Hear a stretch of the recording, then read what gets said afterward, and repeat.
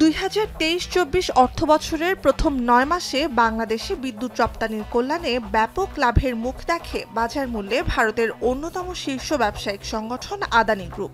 এতদিন শুধু বাংলাদেশে রপ্তানির লক্ষ্যে ভারতের ঝাড়খণ্ডে 1600 মেগাওয়াট উৎপাদন ক্ষমতা সম্পন্ন আদানি গোড্ডা কয়লা বিদ্যুৎ কেন্দ্রে বিদ্যুৎ উৎপাদন হয়ে আসলেও বাংলাদেশে ক্ষমতার পট পরিবর্তনের প্রেক্ষাপটে পাল্টেছে দৃশ্য।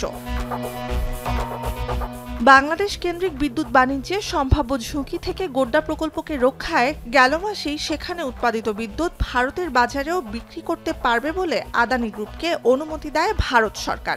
এ লক্ষ্যে সে সময় তাৎক্ষণিকভাবে জাতীয় বিদ্যুৎ রপ্তানি বিধিমালা সংশোধন করে নয়াদিল্লি। ওই পদক্ষেপের 2 সপ্তাহের মাথায় জানা যায়, গেল বছরের শেষের দিক থেকে বাংলাদেশে রপ্তানিকৃত বিদ্যুতের মূল্য পায়নি আদানি গ্রুপ। প্রায় 8-9 মাসের বকেয়া বাবদ বাংলাদেশ থেকে আদানি গ্রুপের পাওনা $80 কোটি। বকেয়া অর্থ উদ্ধারে তখনই অন্তর্বর্তী সরকারের প্রধান উপদেষ্টা ডক্টর মোহাম্মদ ইউনূসকে চিঠি দেন আদানি গ্রুপের চেয়ারম্যান গৌতম আদানি।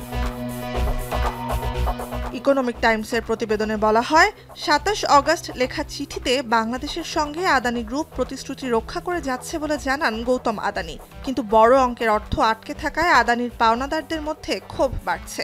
এমন পরিস্থিতিতে বাংলাদেশ বিদ্যুৎ উন্নয়ন বোর্ডের কাছে আটকে থাকা আদানির পাওনা অর্থ দ্রুত পরিশোধ এবং ভবিষ্যতেও নিয়মিত অর্থ পরিশোধ নিশ্চিতে ডক্টর ইউনূসের হস্তক্ষেপ চান ভারতীয় এ ধনকুবের। আদানি গোড্ডা থেকে বাংলাদেশে বাণিজ্যিকভাবে বিদ্যুৎ সরবরাহ শুরু হয় গেল বছর এপ্রিলে।